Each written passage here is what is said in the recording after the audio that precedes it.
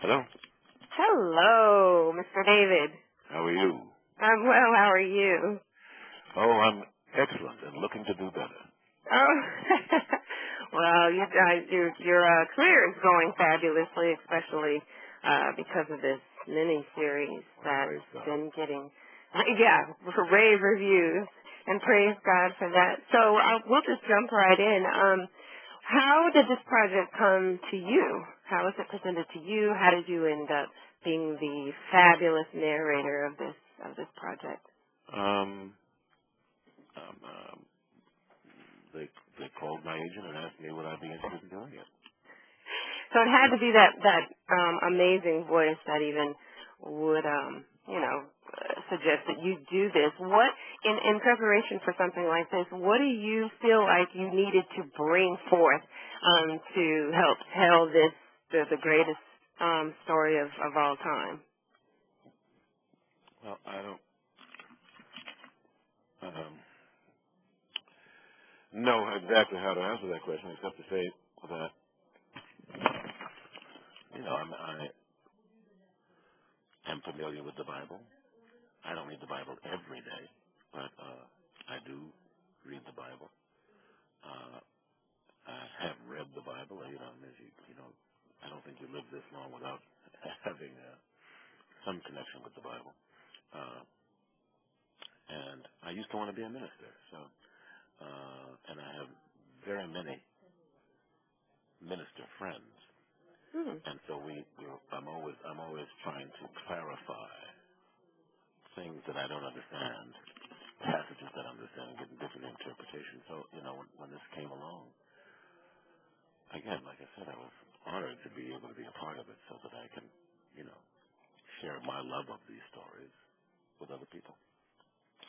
When you saw the project, or I don't know if you saw it prior to it airing or beginning to air, or did you watch it as it was airing? What No, were your thoughts? I saw it as it aired. Oh, okay. So then, obviously, the ratings alone show what people thought about it. But what were your thoughts about it as you watched it? I loved it. I mean, I was like, wow, this is pretty good. That's a good word to use. Yeah, I really uh, enjoyed it. go ahead.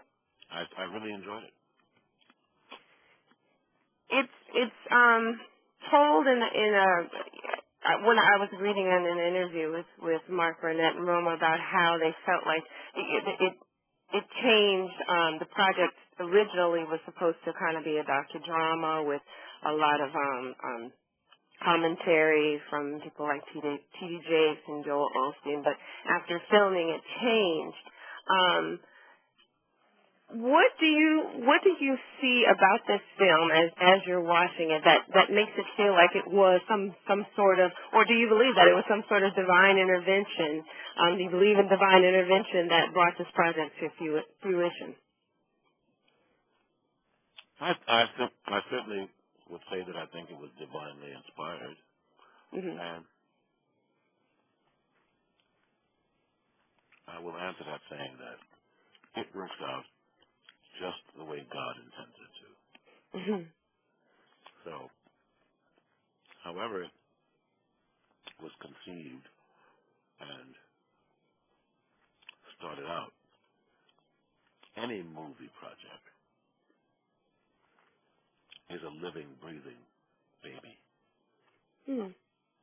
that grows and evolves, and one has to go with that evolution as it's happening, or you can strangle the baby.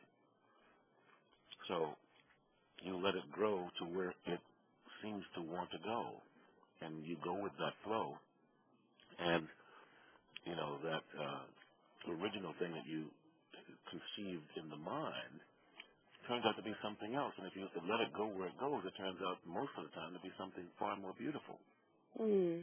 and vital, because you didn't try to stick to whatever it was, that original concept. You allowed it to breathe and to grow like a garden. Hmm. So, and I think that's what happened with this project. And is there a favorite moment, since you narrated the entire project, is there a favorite moment in this miniseries that you loved narrating, a favorite story that you know, prefer, not necessarily preferred, but just something that was one of your favorites? One of my favorites was Daniel, the lion. Mm. I really enjoyed that a lot. I'm very partial to lions, that's why. But Really? Why? I think I was a lion in my last life. Which would explain the fabulous voice. Sort of a roar. And that's the name of my company, Roar of the Lion. That's great. So then that would stand the reason why you would prefer Daniel's story. And speaking of your voice, you've done your fair share of voice work and on-screen work. Which do you prefer? I prefer working. Period. Yes. But do you tend to like doing one more than the other? No, I like being engaged and being in different projects. Mhm. Uh, it's not just one thing all the time. I love the ability to be able to do a variety of things. I feel like you have one of the most recognizable, excuse me, voices out there today. Wow. If I'm not familiar with you doing a project, especially a voiceover project, as soon as I hear your voice, right away I know it's you. And my children love Shadow Man, so they love your voice as well. Do you get that a lot? Maybe someone hears you without seeing you and knows right away it's you. Sometimes, yes. Sometimes. Well, you definitely, have that it factor when it comes to your voice and your stage presence and your on-screen presence. So I'm looking forward to continuing to watch this miniseries and hear you narrate, and I really appreciate you taking the time to talk to me. I appreciate you. Thank you. Thank you. Bye-bye. Bye-bye.